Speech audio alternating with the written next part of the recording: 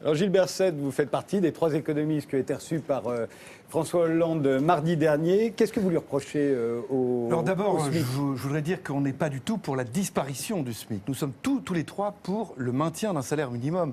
Un salaire minimum est absolument indispensable parce que beaucoup de salariés n'ont aucun pouvoir de négociation salariale. Donc pour eux, il est évident qu'il faut cette défense que constitue un salaire minimum. Néanmoins, quand on évalue, quand on apprécie un dispositif, une politique économique, il faut le faire avec certains objectifs. Les objectifs que nous avons dans cet ouvrage sont au nombre de 3. Le premier, c'est la croissance et l'emploi. Et à cet égard, le SMIC est un mauvais dispositif. Le deuxième, c'est la lutte contre les inégalités et la pauvreté. Et à cet égard, le SMIC est un mauvais dispositif. Le troisième, c'est la mobilité sociale. Et à cet égard, le SMIC est également un mauvais dispositif. Alors pourquoi sur l'emploi et la croissance ? Eh bien parce qu'un SMIC élevé est préjudiciable à l'emploi des personnes les moins qualifiées. Tous les gouvernements de gauche et de droite depuis 20 ans le reconnaissent, puisqu'ils développent des allègements de cotisations sociales ciblés autour du SMIC pour justement réduire le coût du travail des SMICards compte tenu du niveau élevé que représente le SMIC brut. Donc, il y a une reconnaissance à gauche et à droite au gré des alternances d'un niveau trop élevé. On fait partie d'ailleurs des salaires minimums les plus élevés au monde, avec un mode de revalorisation parmi les plus rigides, sinon le plus rigide au monde. On déploie tous les ans 22 milliards d'euros et cette somme va encore augmenter dans le cadre du pacte de responsabilité pour réduire le coût du travail au niveau du SMIC et atténuer... 22 milliards que paye l'État pour... 22 milliards que paye l'État et donc les impôts pour alléger de tout le les monde, cotisations sociales. pour alléger les cotisations sociales au niveau du SMIC et réduire l'effet préjudiciable sur l'emploi d'un SMIC élevé. Ces 22 milliards seraient beaucoup plus efficaces pour lutter contre la pauvreté via des dispositifs qui ciblent la pauvreté des familles et la pauvreté des enfants. Et je pense par exemple au RSA. Et puis troisième élément, la question de la mobilité sociale, en empêchant l'accès à l'emploi de nombreux entrants sur le marché du travail, et en particulier des jeunes, premièrement. Deuxièmement, en amenant certains salariés à ne pas avoir d'horizon salarial, de rester scotchés quasiment toute leur vie salariale au SMIC, eh bien le SMIC est quelque chose qui limite, qui réduit la mobilité sociale. Donc vous voyez, à l'aune de ces 3 critères qui sont ceux avec lesquels on veut évaluer toutes les politiques économiques dans cet ouvrage, Philippe Aghion, Élie Cohen et moi-même, on peut considérer que le SMIC en France est un échec. Et ce qu'on veut, c'est poser le problème sans tabou, pour se dire qu'est-ce qui serait peut-être plus favorable à chacun de ces 3 critères que notre système de revenu minimum. Il ne s'agit pas de détruire le SMIC, encore une fois. On a bien compris. Posons-nous la question sans tabou. Oui, Monique Passon-Charlot ou Henri ? Non, Henri Sterdignac. Nous n'avons pas voté pour François Hollande pour détruire le SMIC. Le taux de chômage est passé en France de 7% en 2007 à 10,5% actuellement. Ce n'est pas à cause du SMIC. C'est la faillite du néolibéralisme. Et dans le néolibéralisme, la grande idée, c'est d'une manière ou d'une autre, on trouve toujours des raisons pour faire pression sur les salaires. On fait pression sur les bas salaires, ils sont trop élevés. On fait pression sur les salaires moyens, ça nuit à la compétitivité. Tout ça, pourquoi ? Pour arriver à augmenter les profits, des profits qui ne sont pas réinvestis, qui débouchent sur des bulles financières, qui débouchent sur la catastrophe de 2007, qui nous fait augmenter massivement le chômage, pas seulement en France, mais dans la plupart des pays développés, dans les pays de la zone euro. Donc nous avons cette catastrophe auquel il faut penser, et aujourd'hui, on nous dit « Ah ben non, tout s'explique, il faut faire baisser les salaires, il faut faire baisser les bas salaires. » Non, c'est pas la solution. Et puisqu'on n'a pas de tabou, on s'étonne que dans cet ouvrage, nos 3 brillants économistes, ils évoquent jamais le problème de la crise financière, et j'évoque jamais le problème de la croissance des inégalités dans la plupart des pays Europe. Il n'y a qu'en France, grâce à notre système, le SMIC, la protection sociale, que nous avons effectivement réussi à contenir les inégalités. Ce modèle, il faut le défendre. On garantit pas un niveau fabuleux déjà. Déjà, le salaire minimum, il n'est pas fabuleux. Il faut le garantir. Et je suis tout à fait d'accord avec cette. il y a de l'argent à prendre. Il y a de l'argent à prendre chez les hauts salaires, il y a de l'argent à prendre, il y a de l'argent à prendre au niveau des dividendes. C'est bizarre. Le coût du capital, vous ne connaissez pas. Le coût du travail, ça vous préoccupe beaucoup. Mais le coût du capital, vous ne connaissez pas. C'est quand même un peu indécent aujourd'hui qu'on va attaquer le SMIC alors qu'on a appris hier que les banquiers s'octroyaient 30-40% d'augmentation pour gagner par an 2,5 millions d'euros, 3 millions, 4 millions. Mais ça ne préoccupe pas les brillants économistes. Les brillants économistes, qui les préoccupent, c'est les bas salaires. Et est-ce que l'avenir de notre pays, est-ce que l'avenir des jeunes aujourd'hui, c'est de dire on va développer les emplois précaires, il n'y a aucun problème pour les jeunes, on va leur trouver des emplois, et ces emplois, ça sera des emplois d'emplois précaires, ils vont techniciens d'entretien des surfaces. Et je m'étonne que ces 3 brillants économistes se sont lancés dans une campagne aujourd'hui pour dire le problème, il faut absolument faire baisser les bas salaires, il faut développer en France des emplois non qualifiés, oubliant complètement que ce n'est pas le problème aujourd'hui ni de l'Europe ni de la France. Alors, réponse rapide de Gilbert Sette, et puis après on fera circuler. Il y a juste un micro-point sur lequel je suis d'accord avec Henri. Le SMIC n'est pas l'alpha et l'oméga des difficultés françaises. D'ailleurs, cette question du SMIC occupe 4 pages et demie dans notre ouvrage de 250 pages. Elle a occupé tout le début de la semaine. Mais effectivement, il se trouve que le débat médiatique a pointé ces 4 pages. Vous êtes relayé par Pierre Gattaz, patron du MEDEF. Vous êtes relayé par Pascal Lamy, ex-directeur général de l'OMC. Et vous êtes relayé par une espèce de guerre de classe que mènent les plus riches contre le peuple, parce qu'en effet, on ne cesse, et vous ne cessez, de parler du coût du travail. Et là, ce soir, moi, ce sera sans tabou. Je serai comme mon voisin de gauche, ça sera le coût du capital dont nous parlerons. Et j'ai des exemples précis qui vous montreront que ce n'est pas du tout le SMIC qui est la cause et la raison principale du chômage en France, que la seule et unique raison des difficultés de la compétitivité, ça vous adorez ça, la compétitivité des entreprises, eh bien c'est le coût du capital. Parce que les dividendes des actionnaires, eux, ils n'ont pas de plafond. Vous parlez sans cesse du coût du SMIC, vous avez dit tout à l'heure, mais oui, il faut le gouvernement enlève les cotisations sociales et c'est très bien, on préserve le SMIC. Mais en faisant ça, on accélère la flexibilité, la précarisation du travail. Et pendant ce temps-là, on ne se préoccupe pas de la question qui compte, c'est le coût du capital. Et on y reviendra. On reviendra sur le coût du capital, juste sur les inégalités, parce que c'est un point essentiel. Quand on observe la situation française, pour la comparer en termes d'inégalité à celle des autres pays industrialisés, ce qu'on constate, c'est qu'avant la redistribution, on est un pays très inégalitaire. On est plus inégalitaire que les pays anglo-saxons. Vous voulez dire c'est les écarts de revenus? Les écarts de revenus, la dispersion des revenus, plus inégalitaire que ce qu'on appelle les pays anglo-saxons, États-Unis, Royaume-Uni, Canada. Plus inégalitaire, ça étonnera personne, que les pays scandinaves. Plus inégalitaire, ça étonnera aussi personne que les pays rhénans. Et avec toute la masse de prestations que nous distribuons en France pour réduire la pauvreté, nous aboutissons simplement, hélas, à nous placer en termes d'inégalité mieux, c'est-à-dire moins d'inégalité, que les pays anglo-saxons. On reste à un niveau d'inégalité, alors cet aspect est développé dans le premier chapitre de notre ouvrage, on reste à un niveau d'inégalité après ces politiques sociales supérieur aux pays scandinaves, supérieur aux pays rhénans. Ce sont des faits, c'est des statistiques que nous mobilisons. Nous publions, d'autres statistiques. Il y a des statistiques tout à fait claires, publiées par Eurostat, qui montrent que dans la période récente, quand on regarde les 15 dernières années, on est un des rares pays où les inégalités ont plutôt diminué.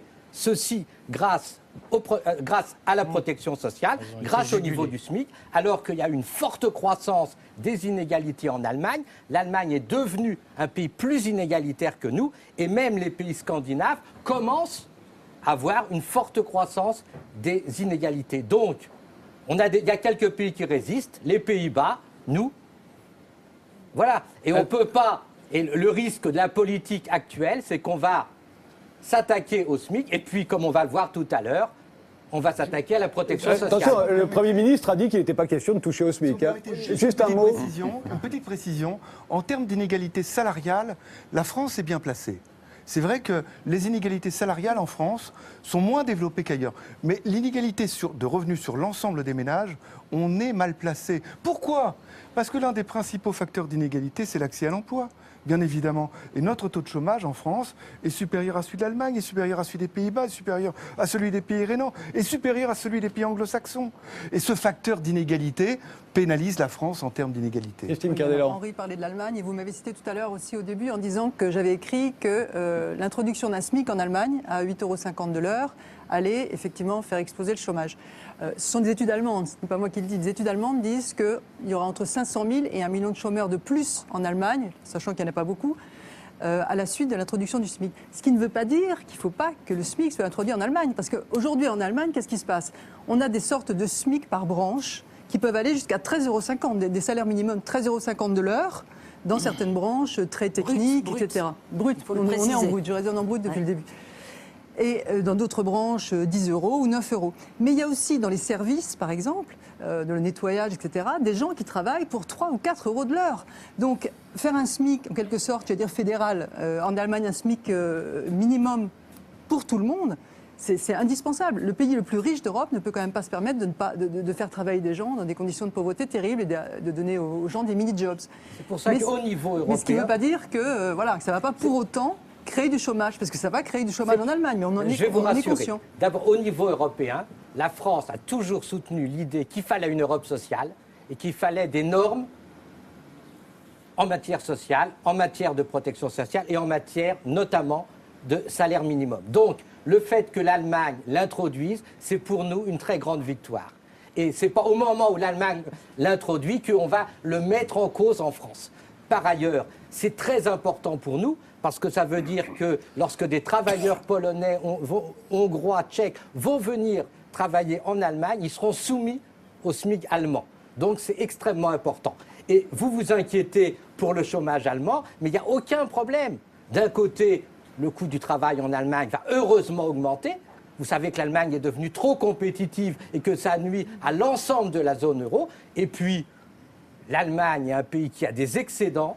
Elle peut sans problème, elle a un excédent extérieur de 7 points de PIB, elle peut sans problème distribuer plus de revenus salariaux, elle peut distribuer plus de revenus sociaux. Les retraités en Allemagne sont beaucoup plus pauvres que les retraités français et l'Europe sera beaucoup mieux si effectivement en Allemagne on relance et si on augmente le salaire minimum. Donc il faut faire une pression sur l'Allemagne là-dessus et il ne faut pas commencer nous à dire bah oui finalement on abandonne le salaire minimum. Alors Éric Vareg, vous dites que c'était une arnaque le SMIC. Pourquoi ? Non mais je comprends l'agacement d'Henri Sterdignac et de Monique Passon-Charlot sur l'espèce de focalisation qu'il y a aujourd'hui sur la baisse du coût du travail. Puisque c'est vrai, comme l'a très bien dit Gilles Berset, que ça fait plus de 20 ans aujourd'hui qu'on se bat année après année pour baisser le coût du bas salaire en France, avec l'idée qu'on va relancer la compétitivité et l'emploi. Et on s'aperçoit qu'au bout de 20 ans de subventions très abondantes aux entreprises, 22 milliards, moi je pense qu'en réalité c'est 27 milliards et même plus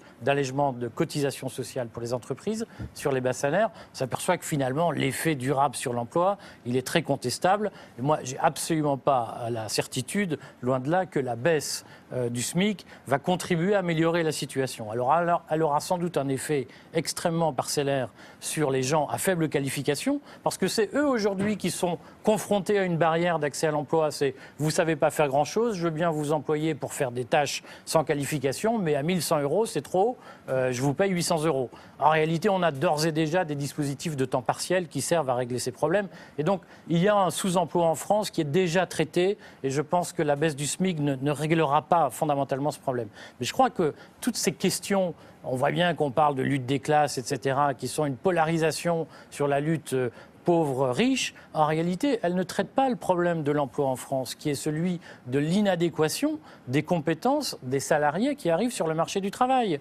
Et de toute façon, on pourra baisser le coût du travail tant qu'on voudra. En réalité, aujourd'hui, on a un problème de compétence de la main-d'œuvre. Et ce qui est désespérant, c'est que quand on écoute tous ces débats, on a l'impression qu'on voudrait rouvrir les usines Simca ou refaire la 403 avec des ouvriers à la chaîne et des tâches non qualifiées. Mais notre sujet, c'est plus de refabriquer des Simca 1000. même si j'adorais cette voiture. Notre sujet, c'est de fabriquer des iPhones, des iPads, des produits de haute technologie, ce que nous sommes incapables de faire aujourd'hui. Et notre problème, il est de relever le défi d'une nouvelle économie fondée sur la transformation numérique et de faire la révolution de l'éducation nationale pour porter les jeunes à de nouvelles compétences. Aujourd'hui, notre problème de fond, c'est qu'on essaye de baisser le SMIC pour régler le problème de la sous-qualification des 150 000 décrocheurs scolaires annuels. C'est une aberration. Commençons d'abord par activer la dépense publique. On met 55 milliards par an dans le budget de l'éducation nationale, rendons-le utile, faisons en sorte que ce budget soit réellement compétitif et réellement optimisé dans son utilisation, et ensuite traitons la question du coût du travail. Notre problème aujourd'hui, c'est que nous avons un problème de capacité de la main-d'œuvre à relever les défis de la transformation numérique. Et c'est ce problème-là qu'on doit traiter. Et vous êtes d'accord, Gilles Berset? C'est pour ça, entre autres, que vous pensez que le SMIC est trop élevé? Et le SMIC est trop élevé par rapport à certaines catégories de main-d'œuvre assez peu qualifiées. Et encore une fois, c'est un constat qui est fait par les gouvernements de gauche et de droite qui se sont succédés en France au pouvoir sur les 20 dernières années. Et pourtant, ils ont tous donné des coups de pouce au SMIC à chaque fois qu'ils ont tous c'était donné nécessaire. des coups de pouce au SMIC et simultanément, ils ont augmenté les allègements de charges sociales ciblés au niveau du SMIC. Mais il faut voir que ces allègements de charges sociales, au jour d'aujourd'hui, c'est 2 fois le budget du RSA. 2 fois le budget du RSA. Or, le RSA est une politique particulièrement efficace pour lutter contre la pauvreté. Pourquoi ? Parce que c'est la pauvreté en termes de revenus qui prend en compte les éléments de famille et qui s'attaque aussi donc, à la pauvreté des enfants. Quels sont les 2 principaux facteurs de pauvreté dans un pays comme la France ? Ce n'est pas le salaire horaire, parce qu'il faut rappeler que le SMIC est un salaire horaire. Ce n'est pas le niveau du salaire horaire. Les 2 principaux facteurs de pauvreté, c'est le nombre d'heures travaillées dans l'année, quand on essaie de caractériser la pauvreté. Et c'est les charges de famille. Le salaire horaire vient bien loin derrière. Donc, ces 2 premiers facteurs de pauvreté doivent être ceux sur lesquels on cible, en quelque sorte, l'effort financier que développent les pouvoirs publics pour essayer de lutter contre la pauvreté. Monique Passon-Charlot. C'est moi qui parle. Excusez-moi. Non, c'est pas ça. C'est pas ça. C'est parce que, non, Gilles Berset, là, vous faites l'économiste qui sait tous ces chiffres par cœur, et puis vous avez commis une erreur. Parce que vous avez dit que les gouvernements de gauche et de droite, moi je dirais de la nouvelle droite et de la droite, mais peu importe, quand François Hollande est arrivé à la présidence de la République, le coup de pouce, c'est pas un coup de pouce. Quand vous accordez 20 centimes d'euros par jour à des travailleurs, moi je dis c'est pas un coup de pouce, c'est une humiliation. Par rapport à ce que vous avez dit sur le fait que le SMIC, on peut le réduire parce qu'en effet, il y a un problème d'adaptation des qualités de la main-d'œuvre par rapport aux besoins de l'économie. Mais qui fait l'école ? L'école, c'est pas une chose, c'est pas un verre. Ce sont des hommes qui ont fait cette école-là. Or, l'école en France, elle est faite pour sélectionner les sélectionnés. Et donc, on est véritablement dans une violence de classe, dans une guerre de classe qui fait qu'aujourd'hui, parce que nous, avec Michel, qui fréquentons les beaux quartiers pour nos enquêtes sur les familles qui cumulent toutes les richesses et tous les pouvoirs dans notre pays, je peux vous assurer, nous n'avons jamais rencontré un seul smicard dans les beaux quartiers. Donc le SMIC, cher monsieur, il ne concerne que les plus démunis, que les plus pauvres, que ceux qui échouent à l'école, parce que l'école, elle n'est pas faite pour eux. Elle est faite pour les sélectionner, pour les mettre hors, pour les exclure et pour leur faire comprendre qu'ils ne sont rien que des Kleenex, que des déchets, que des restes. Et ça, c'est le pape François qui parle comme ça des ouvriers aujourd'hui dans notre Europe. Alors, rapidement, Christine Cardellan, sur l'école, si vous permettez. Après, je voulais savoir. Non, je suis tout à fait d'accord avec Monique pour dire qu'aujourd'hui, le problème, c'est que l'État est probablement le principal acteur de l'inégalité en France et que l'école publique en est le principal outil. Et que je suis effrayé de voir que les gens qui ont l'ambition de lutter contre les inégalités sont généralement des gens qui défendent un accroissement de l'État. C'est une aberration. Plus on aura d'État, plus on aura d'inégalités en France. Voilà. Alors, Christine Cardellan. Moi, je voudrais dire qu'il y a quand même une solution pour les jeunes qui n'ont pas de qualification et qui n'est pas une sortie par le bas, par le SMIC jeune, mais une sortie par le haut. Vous savez qu'en Allemagne ou en Suisse, il y a, en Suisse par exemple, 50% des jeunes de 15 à 19 ans qui travaillent en alternance tout en étant à l'école. Alors qu'en France, il y en a 10%. Hein. En Suisse, donc 50,4%. En Allemagne, 25% sont en alternance. Si tous ces jeunes, qui sont aujourd'hui des décrocheurs, pouvaient faire de l'apprentissage ou travailler en alternance. Ils sortiraient ensuite avec une qualification qui leur permettrait de venir dans les entreprises, d'augmenter la compétitivité des entreprises parce qu'on aurait des salariés plus qualifiés. Ça résoudrait à la fois le problème du chômage des jeunes, ça résoudrait le problème des banlieues sans perspective, et puis le problème aussi en partie de la compétitivité des entreprises. Mais pour ça, il faut que le système justement de l'éducation nationale accepte que des jeunes aillent vers des systèmes d'alternance et n'essaient pas de considérer que aller en alternance, en apprentissage, c'est la voie de garage. Alors en ce qui concerne les jeunes, ça fait quand même très longtemps qu'on parle d'abaisser le salaire minimum pour que les jeunes accèdent plus facilement à un emploi. Je vous propose de revenir un peu en arrière, grâce à un sujet d'ailleurs qui avait été traité par le 12-13 de France 2 il y a déjà 2 ans.